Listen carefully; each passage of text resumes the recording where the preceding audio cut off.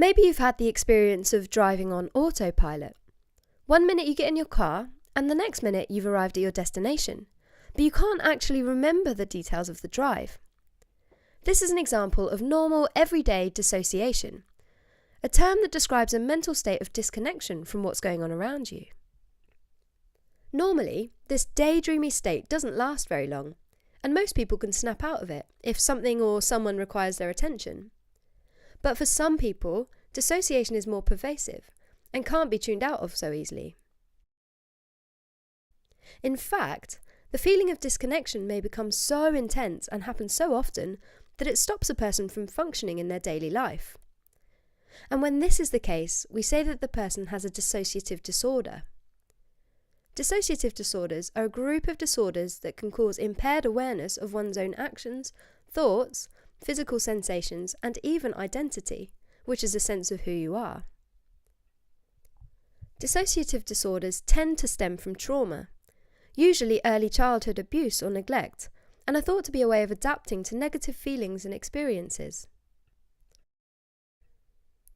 Dissociative disorders are divided into three main types: depersonalization-derealization disorder, dissociative amnesia, and dissociative identity disorder. Each of these disorders falls along a spectrum of severity, with depersonalization-derealization disorder being the least severe end of the dissociative disorders, dissociative amnesia falling somewhere in the middle, and dissociative identity disorder being the most severe. Typically, individuals with more severe dissociative disorders may have elements of less severe ones as well. With depersonalization-derealization disorder, depersonalization refers to a feeling of detachment from oneself, your own person, while derealization refers to a feeling that the world around you isn't fully real. Those with the disorder often feel as if they're watching themselves from the outside, maybe watching a movie about their life. They might feel emotionally or physically numb, or have a weak sense of self. Individuals with depersonalization-derealization disorder might speak in a deadpan manner with little emotion, and have trouble forming relationships. In severe cases, a person may have trouble recognizing familiar places, people, or objects, and this can make it hard to learn new tasks. Other symptoms include an altered sense of time, where things seem to move too fast or slow, brain fog or lightheadedness, and being prone to rumination and anxiety.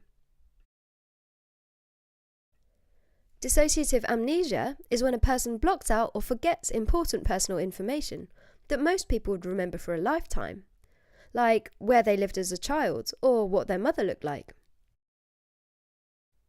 Dissociative amnesia can be divided into four types: localized, generalized, systematized, and continuous. Most people with dissociative amnesia have localized amnesia, meaning they have trouble recalling a traumatic event. Sometimes the memory loss is broader and includes months or years surrounding the event. Generalized amnesia is where a person can't remember any of their past, even non-traumatic parts.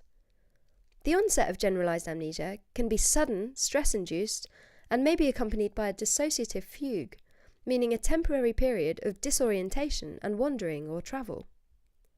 In a fugue state, a person may be confused about who they are, or they may believe that they're someone else.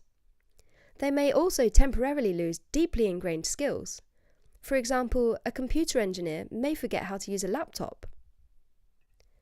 In systematized amnesia, a person only forgets a category of information which is in some way associated with a trauma, like forgetting everything about a certain person or a specific location, even if it was a significant part of their life.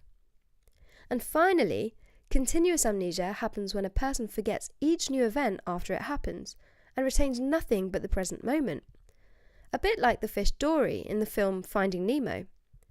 And continuous amnesia doesn't always relate back to psychological trauma. The third type of dissociative disorder is dissociative identity disorder, which used to be called multiple personality disorder.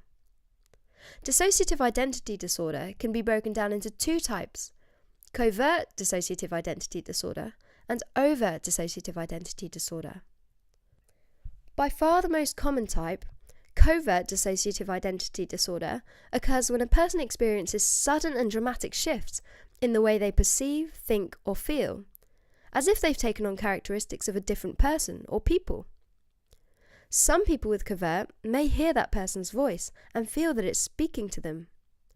Those with covert dissociative identity disorder are usually aware that their experience is unusual, and may feel disoriented and powerless to understand their moods and behaviour. On the other hand, those with overt dissociative identity disorder outright assume two or more distinct identities, sometimes called personalities or alters. The identities are distinct because they tend to talk and act differently than the original person. They may have opposing tastes or political views, be different ages, genders, or nationalities. These alternate identities completely take a person's body and mind, suppressing all other identities temporarily. Those with overt dissociative identity disorder aren't always aware that this is happening, and may report forgetting whole portions of their day. They may find groceries that they can't recall buying, or discover injuries to their body that they can't recall getting. And it's not unusual for some people to have a period of fugue and suddenly find themselves in a different town or city. Having overt dissociative identity disorder can potentially endanger the person, especially if one identity engages in self-mutilation or risky behaviour. The prevalence of suicide among those with the condition is very high, with almost 3/4 attempting suicide at least once in their life.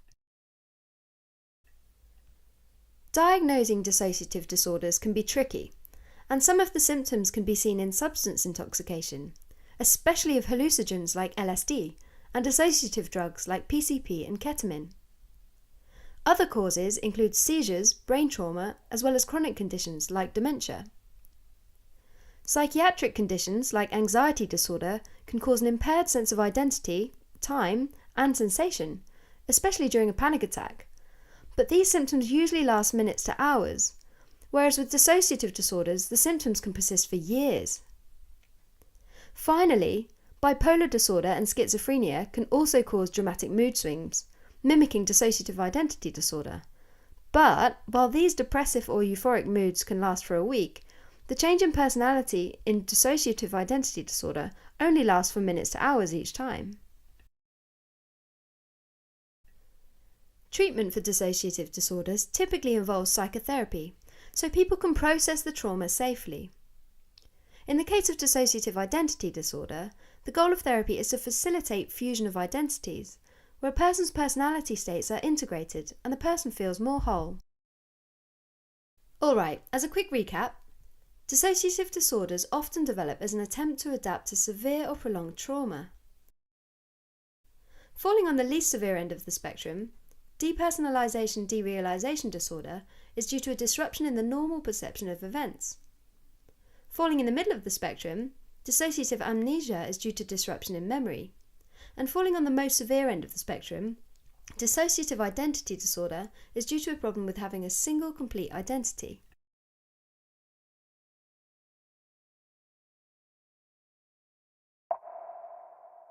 Hi everyone, Sarah here. Thanks for watching that video on dissociative disorders. I found that absolutely fascinating to animate and really enjoyed it. I hope it was useful and I hope I conveyed the information well. So let us know what you think. If you found it useful, what you did like, what you didn't, any feedback would be brilliant if you could pop that in the comments, or head over to one of our social media channels. We've got Facebook, Instagram, Twitter, so let us know what you think about osmosis. Okay, so that script was written by Simone Taylor. It was edited by Rishi Desai and Ifan Chow. I did the illustration and the voiceover, and then the whole shebang was edited and made to look great by Sam Gillespie. So big thanks to the team for making it happen. And if you haven't yet headed over to osmosis.org, I would recommend you do that now, because there are a ton of videos on osmosis.org that aren't available on our YouTube channel, which are super useful, and there's loads more there that can help with your studies as well. So I highly recommend that, and you can get a free trial on there to see if you like it. So do that, and I will see you next time. Bye!